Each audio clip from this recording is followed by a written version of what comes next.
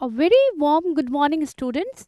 Again, I'm back with new video with new topic. तो आज हम लोग डिस्कस करेंगे कि आपका एसईसी पेपर और एईसी पेपर जो आपको डिटेल्स में पढ़ना है, तो दो पेपर हैं मेनली इसमें, business communication and personality development.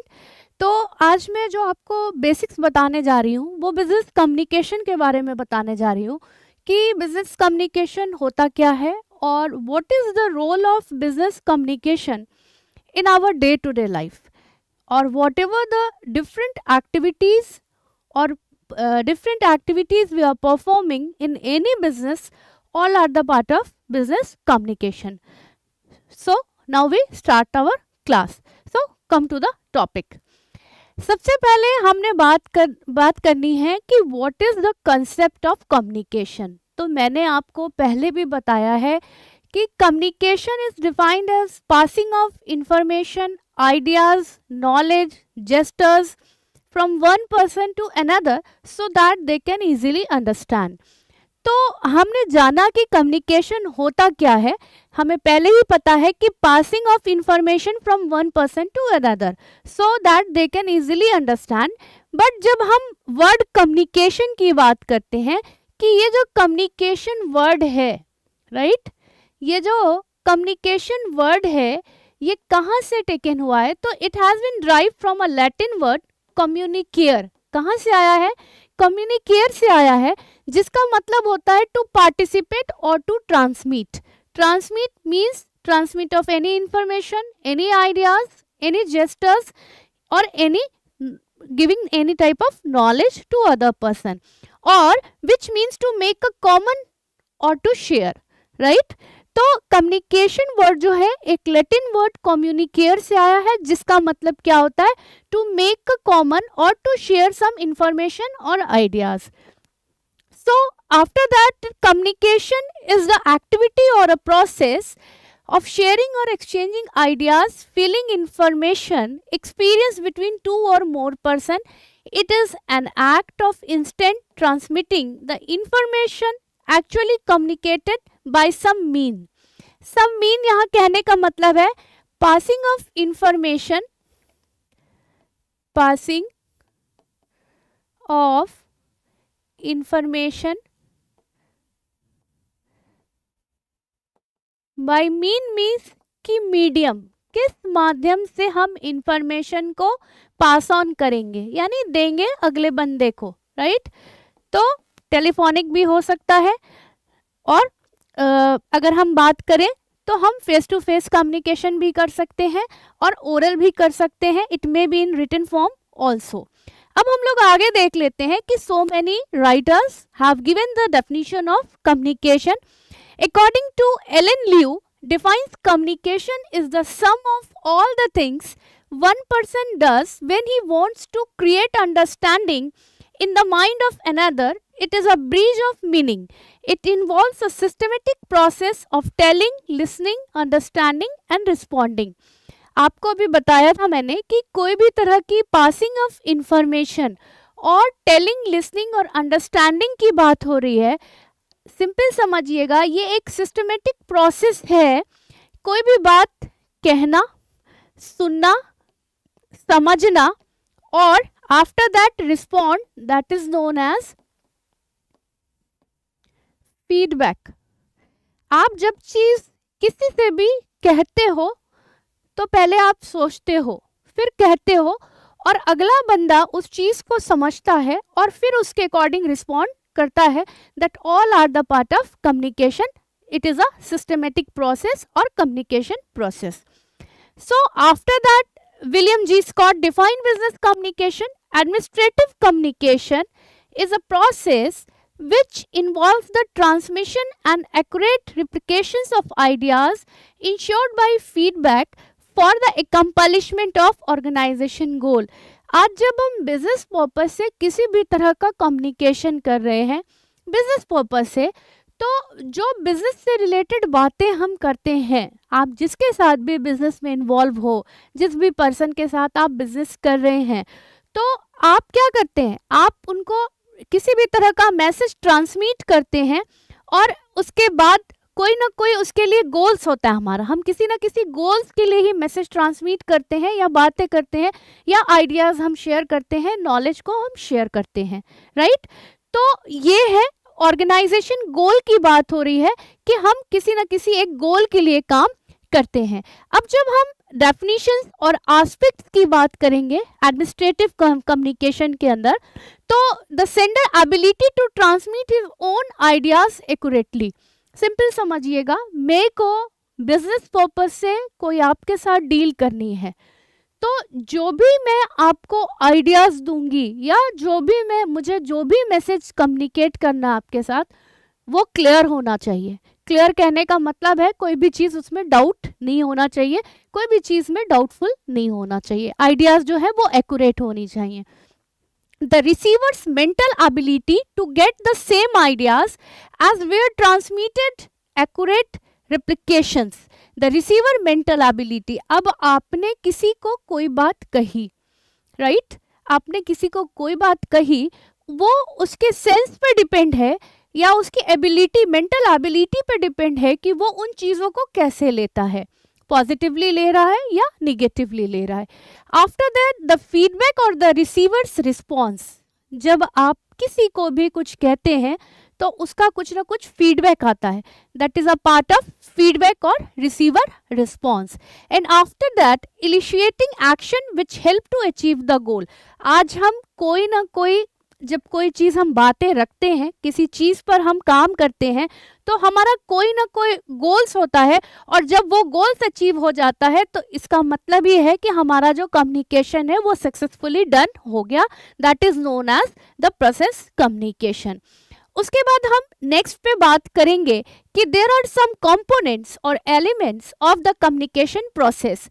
आज हमें पता है जहां हम कम्युनिकेशन प्रोसेस की बात करते हैं, तो मैंने आपको पहले भी बताया है कि जब भी आप कम्युनिकेशन प्रोसेस की बात करोगे तो हमेशा ध्यान में रखना a sender of the communicator. आप मैसेज किसी को भेज रहे हैं, that person is known as sender. वो मैसेज को सेंड कर रहा है, इसीलिए वो पर्सन सेंडर कहलाता है, ठीक है।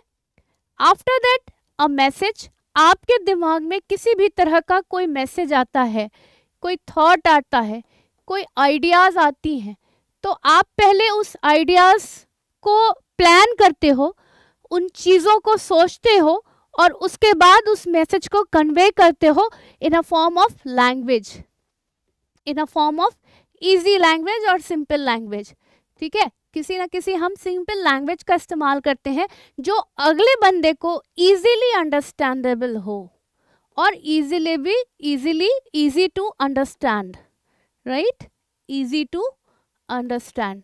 जब उसको चीज़ें आसानी से समझ में आ जाएंगी तो हम ये कहते हैं कि उसको आसानी से चीज़ें समझ में आ जाएं। आफ्टर दैट द रिसीवर, जो रिसीव्स कर रहा है, पर्सन हु रिसीव्स मैसेजेस,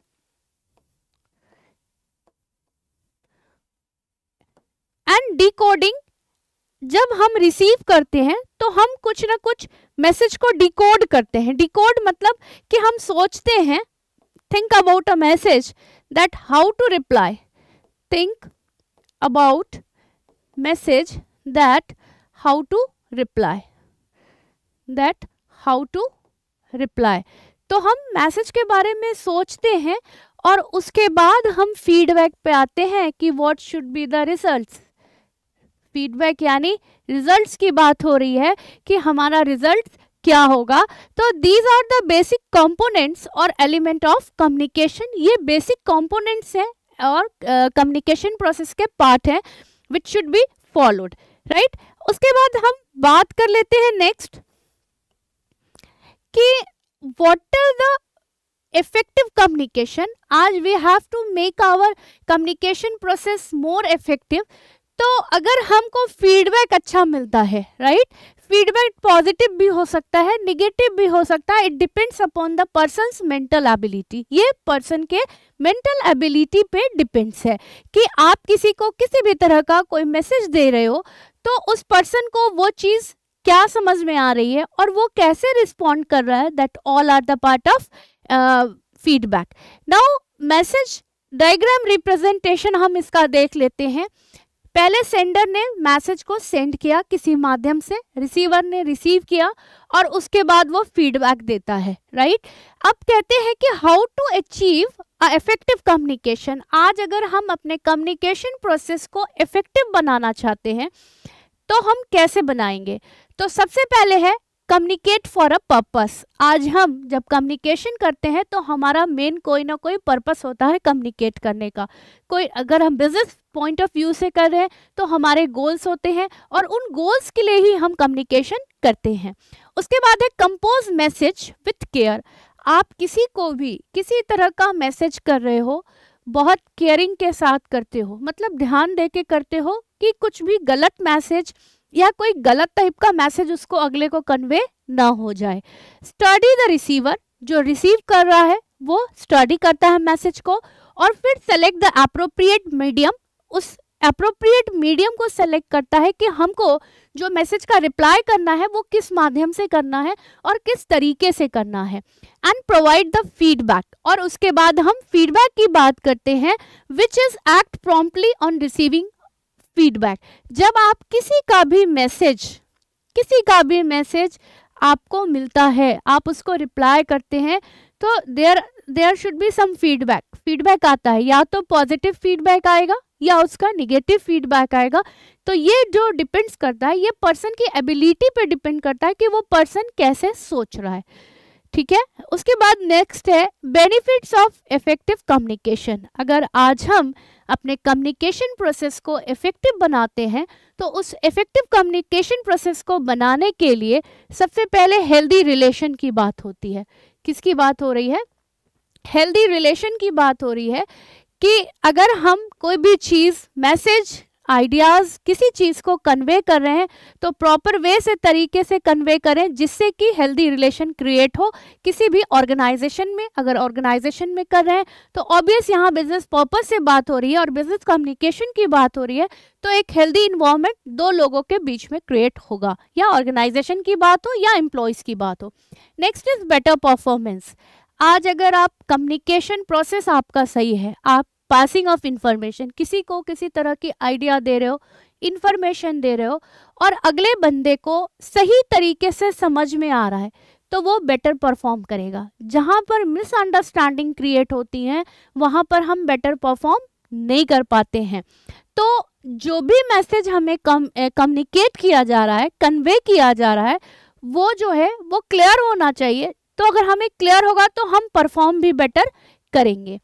उसके बाद है हाई मॉरली। हाई मॉरली मतलब होता है कि आप कितना मोटिवेटेड हैं टूवर्ड्स योर वर्क और टूवर्ड्स योर गोल। किसकी बात हो रही है? टूवर्ड्स वर्क और टूवर्ड्स गोल की बात हो रही है, राइट, कि हमारे कितने गोल्स अचीव हो रहे हैं। तो हाई मॉरल यानी अगर हम मोटिवेटेड हैं अपने वर्क के प्रति, हम काम के प्रति मोटिवेटेड हैं तो हम अपना बेस्ट देने की कोशिश करेंगे। बट अगर हम काम के प्रति डिवोटी नहीं है, ज़्यादा मोटिवेटेड नहीं है टूवर्ड्स वर्क, तो हम अपना ज़्यादा अच्छा नहीं दे पाएंगे। उसके बाद है गुड इमेज यूनिटी। अगर आपस में एम्प्लॉय की, यहाँ पर ऑर्गेनाइजेशन की बात हो रही है और एम्प्लॉयज़ की बात हो रही है, तो अगर एम्प्लॉयज़ में अच्छी यूनिटी है, ठीक है, तो हमारा कम्युनिकेशन प्रोसेस और इफेक्टिव बन सकता है। अगर एम्प्लॉयज़ में आपस में अच्छी यूनिटी होगी तो। क्यों? क्योंकि यहाँ पे टेक एन एग्जाम्पल, समझिए चीज़ों को। लाइक अगर किसी प्रोडक्शन डिपार्टमेंट को कोई टारगेट दिया है 20,000 यूनिट्स प्रोड्यूस करने का, ठीक है, तो इस यूनिट को प्रोड्यूस करने का टारगेट मिला है और इस टारगेट को पूरा करने के लिए हमारे पास रॉ मटेरियल की अवेलेबिलिटी होनी चाहिए, ठीक है। तो हम इसको with in the time period पूरा कर लेंगे। लेकिन यही अगर हमारे पास अवेलेबिलिटी नहीं होगी तो with in that time period हम पूरा नहीं कर पाएंगे। तो इसमें मार्केटिंग, सेल्स और फाइनेंस डिपार्टमेंट सबका रोल है। फाइनेंस डिपार्टमेंट जब उसको फाइनेंस करेगा तब तो अवेलेबिलिटी ऑफ रॉ मटेरियल की बात आएगी, और प्रोडक्शन प्रोसेस जो हमारे टारगेट कंप्लीट होंगे वो लेबर के हेल्प से होंगे, ठीक है, लेबर और टेक्नोलॉजी। तो गुड इमेज यूनिटी, यानी अगर आपस में यूनिटी है एम्प्लॉयज की तो वो टारगेट्स और गोल्स को टाइम पर अचीव कर पाएंगे और तभी हम अपने फाइनल गोल्स पर पहुंच पाएंगे, reaching the final goals. Because अगर आपस में एम्प्लॉय की कोऑर्डिनेशन नहीं है, कोऑर्डिनेशन है तो वो अकम्प्लिश कर पाएंगे अपने गोल को with in that time period. उसके बाद है स्मूथ फंक्शनिंग। जब हमारा प्रॉपर सारी चीज़ें टाइम पर होगा, सारी चीज़ें काम जो है टाइम पर हो रहे हैं, गोल्स अचीव हो रहे हैं, टारगेट्स अचीव हो रहे हैं, तो इसका मतलब है कि हमारा जो ऑर्गेनाइजेशन है वो स्मूथ रनिंग की तरफ चल रहा है। यानी हमारे ऑर्गेनाइजेशन में जो भी काम हो रहा है वो प्रॉपर तरीके से हो रहा है। और हाई प्रोडक्टिविटी, जब हम अपने प्रोडक्शंस को पूरा कर रहे हैं तो हमारे प्रोडक्शंस टाइम टू टाइम पूरे हो रहे हैं, गोल्स पूरे हो रहे हैं, तो हम हाई प्रोडक्टिविटी की तरफ जा रहे हैं। और हाई प्रोडक्टिविटी की बात आएगी तो गुड प्रॉफिट की भी बात आएगी, यानी हम प्रॉफिट्स की तरफ ही जा रहे हैं, प्रॉफिट या रेवेन्यू भी आप बोल सकते हैं। और after that effective decisions making. आप जब कोई डिसीजंस लेते हो तो कंटिन्यू आप, एक तो आपकी हाई प्रोडक्टिविटी की तरफ जा रहे हैं, जो डिसीजंस ले रहे हैं राइट ले रहे हैं, तो आपका कॉन्फिडेंस और बढ़ता है। और कॉन्फिडेंस बढ़ता है तो आपको ये फील होता है कि जो भी डिसीजंस आप ले रहे हो रिलेटेड टू बिजनेस और what ever the different departments, तो आप उससे सही ले रहे हो, जिससे कि आपका डिसीजन पावर भी इम्प्रूव होता है।